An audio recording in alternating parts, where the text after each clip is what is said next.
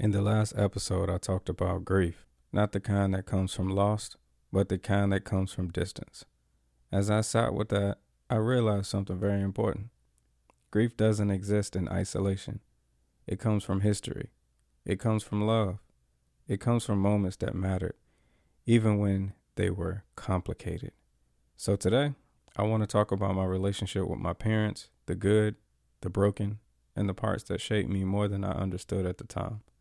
Let's talk about it. Welcome to the Scarred Sons podcast, where we dive into scars of life and the outcomes they shape. This podcast is a space for honest conversations about my journey, the lessons learned, the struggles endured, and the growth that followed, geared towards helping other sons with scars. We'll explore topics like personal development, mental and spiritual health, and the path to becoming the best version of yourself. Let's navigate these challenges together, one story at a time. Let's dive in. The views expressed on this podcast are based on my personal experiences and insights. I am not a licensed therapist, counselor, or medical professional, and the content shared is not intended as a substitute for professional advice or guidance. Please consult a qualified professional for advice tailored to your specific needs. I am not responsible for any decisions or outcomes resulting from the use of this content. What's up to all my Scar Sons out there? I'm your host, Ty. Before we dive in, I want you to know this is a safe space. I'm not here as someone who has it all figured out. Just a man willing to speak his truth. And if you carry scars, welcome home. As we do, I got a few questions, and let's jump in. The first question is, what is my earliest memory of my mother and father? I'm going to separate these questions out so you'll get both sides, because I think it's important to have both. I think they both have their strong points, they both have their weaknesses, but if you have them together and if they work well together, a balanced home is the best for anyone out there in the world if they can get it. However, the earliest memory of my mother, we used to go on these dates, and she would take me to a mall. There was a China Garden. Pretty sure there might be a China Garden everywhere, but it was a Chinese place. I used to love getting the shrimp fried rice. And then my mom would take me to grab a pair of sneakers. And I used to love that time, man. Being around my mom has always been we always had good times. Not only that, she used to like also taking me to putt-putt golf, which was amazing, man. My mom is funny. I would say that's one of the memories that, or one of the first memories that I do have and hold on to for sure. My dad used to take me to this park, and you can go up this really tall hill, and he would take me on a windy day because I like flying kites. We got up to the top and I'm running around trying to get the kite to go. Wouldn't, for whatever reason, it was a perfect day for it, but I couldn't get it to take off when I wanted it to. So we finally got that joke up in the air, and it took off, and it literally took off. Like, it went across the highway. It was gone. That was a fun day, but that's one of the earliest memories of my dad. So we'll jump into the next one. So what is a time I truly felt close to my mom and dad? A time I really felt close to my mom. I'll say my mom has pretty much been super supportive. So I'll say when I seen her at my honor rolls, ceremonies, that felt close. I'd say as we got older, that's a tough one. Cause my mom is like me. She's very guarded and private. And my mom, just like I once was, doesn't know the best way to communicate her feelings. She can communicate herself very well when she's upset, but she goes silent a lot, like I used to. So when she's feeling something, she won't always tell me or connect with me or give me a side of how she feels about the situation. She would rather just not talk about it at all. So I don't know that I've felt very close to my mom, with that being said. And with my dad, I feel like we did share a moment where I understood why some of his actions were the way they were when I was a kid. And so I say that I feel like that would be the closest I've felt to him in that moment, with him being vulnerable with me. But I don't really have that many vulnerable moments with my mom. Outside of someone like transitioning, we'll lean on each other, but nothing outside of that. So yeah, a time I felt abandoned, dismissed, or unseen. Time I felt abandoned with my dad mostly is when I have a sibling. I have siblings on both sides. So my mom has a son, which is my brother, and my dad has a daughter, which is my sister. And I would say the time I felt abandoned, dismissed, or unseen is more so on my dad's side when it comes to siblings, because I was already not getting the visits I felt I wanted or felt that were necessary as a kid. And then I have to go and play and share my time with my sister, the same place I wanted to be all these Saturdays that he didn't come. So I was like, huh? What? You want me to do who? Say what? I got to come over here now, or I can come over here. And now you want me to share my time with somebody else? Absolutely not. So I had difficulties with that. With my mom, I feel like I was abandoned, dismissed, and unseen when she didn't communicate in the times where she just didn't know how, I'm going to assume. Anytime I have an opposing thought of my mother, it brings about conflict. But it only brings about conflict because I know she feels a way about something I said or a position I'm taking. But what kills me and what makes me unseen is she just doesn't respond. She just goes silent. So I'm like, okay. So if I have, growing up, if I had something I wanted to tell her that I knew she wasn't going to like, or, a way that I felt about something, it was never going to be a conversation.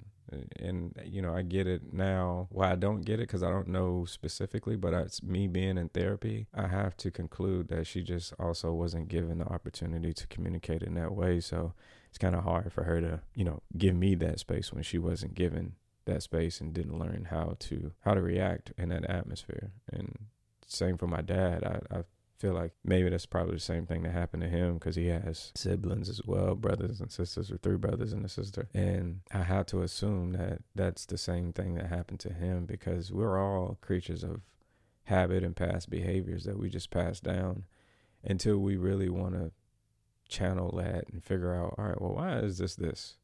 And we seek help and for better understanding and guidance. But yeah, those are the 2 times with my mom and my dad where I felt abandoned, dismissed, or unseen. So we'll hop to the next one. What I needed from them that I never received. The biggest thing I needed from both of them is some type of emotional connection. It seems like, how when we have so much going on, you're just focused and tunnel vision on what you have to do.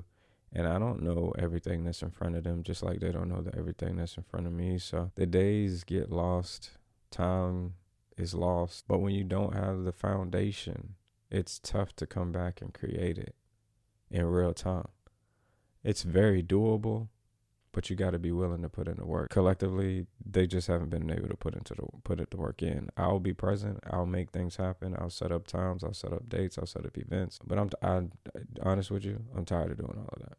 I don't want to do the legwork no more for all of that to just be in their presence. I'm so over that part right now. What I needed from them was emotional connection, communication, vulnerability, and transparency. What did I admire about my mom and dad despite the pain? Despite the pain, I think they did very well for themselves. I mean, their work ethics is crazy, which, I enjoy that. I inherited that. And so it allows me to be able to be independent and to not lean on anyone for anything. Like, I have the willpower and energy to go and figure things out. I don't sit and wait around for people. Sometimes that's good. Sometimes that's bad. It could be very bad when you have help. People are willing to help and you don't want the help because you don't understand how consistent they are going to be with the help. So when you say you want to help me with something and it just so happens it falls through, for me, I go right back to the kid. It was like, damn, I knew I shouldn't have trusted them with this, or I knew I shouldn't have leaned on anybody for anything, right? Because I knew this was a potential outcome. And so it's tough for me, and I've gotten better to accept help when it's offered. I've been let down so many times. It's just like, why don't you just figure it out? Figure out how to do it on your own. Because at some point, they're not going to keep doing or be able to do what you need them to do, or what they even said they would do. Because a lot of times it was my mom and my dad telling me what they were going to do, mostly my dad. And then he came back and wasn't able to do it. I don't know if you ever seen the movie Liar, Liar, but that's a very, very great example of the relationship I had growing up as a youth with me and my father. A lot of broken promises. I admire their work ethic. I do admire their love for me. I don't know what obstacles they did, but they made sure I did not go without a meal. clothing on my back. I had everything I needed for school.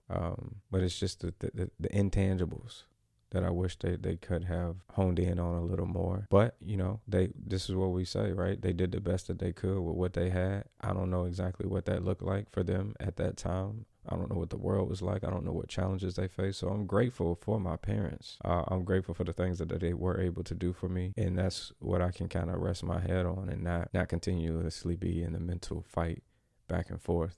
That's how I give them grace. And we're going to wrap it up with this question right here. So the question is, did I crave for approval of my mom and dad, and how did that shape me? I craved approval from both. For my mom, it's more so approval of relationships I decided to have that she didn't like for whatever reason. I still don't know, but I'm assuming she has her own reasons. I did always crave her to play a role in the relationship I have, especially with my marriage and relationships, from my young adult years. Feel like your parents, they seek out your circle and they put in their minds who they think you're going to be with. I wish I had her approval, but where I am today, it's fine. Like, I get it. I accept it and I receive it the way it is. That's just the reality. But yes, I did crave her approval for relationships, my marriage. That's what I'm speaking to. And how did that shape me? It put me in a place where I had to choose, which I've been put in a place of having to choose relationships a lot in my life as a youth, especially with family, especially with aunts and uncles. Like, if this one is mad with this one, you can't be good with this one in front of that one. And it's a lot of that because they involve the kids and how they felt about their own siblings. So me having to pick a side was not new. Me having to pick which way I'm going to go it wasn't new territory for me. It just reminded me of what my reality is and has been. For my dad, I've always sought his approval for things that I've done or tried to do. I've had businesses, and my dad he's a hustler, man. He will figure it out. He'll go get it. My dad he knows how to do a lot of different things at a high skill level. We always say a jack of all trades, but a master of none. But the things that my dad decides to participate in, he becomes a master at them. And that's where I get a lot of my drive from, and trying new things and starting businesses. But I never really got the approval I wanted from him in different arenas. Like, I've started a cleaning business once way back a while back with my brother. We did that for a little while, didn't work out. But my dad never really asked the questions to understand why. I think, standing back as afar, you can look at someone that keeps trying things and like, they're just confused, or give it some time. I don't know if he's into it. I don't know if he's not, so I'm not going to pour resources into it. But I never really got you can do it, and you got my full support specifically for what I was doing. Now, he always has the blanket statement of, I got your back, which he does, and I trust that. But I would just have liked for him to be a little more interested, if that makes sense, on the different avenues I chose to partake in. And so that's still something I try to prove, the business I'm in now happens to, we reopened the cleaning business, and I'm trying to do my all to make that successful from where I stand. And it's just a thing that you wish you had cheerleaders on the side, but the same cheerleaders you wish you had ain't really show up the whole time anyway. So why are you still expecting them? Is my current reality with that. So how did it shape me? Well, with me and my mom is kind of a difficult challenge right now. We're not on the same page with a lot of things. So when you're not on the same page with a lot of things, you tend to not see people, you don't talk to them, and time passes. Same thing with my dad. Is a thing where I need to see more effort. I need to see more of them wanting to be a part of some things. And so I just place some distance between us for right now. And that's kind of how it has shaped me for that. Talking about the good and the broken doesn't change the past. It just tells the truth about it. I can honor what my parents gave me and still be honest about what they couldn't.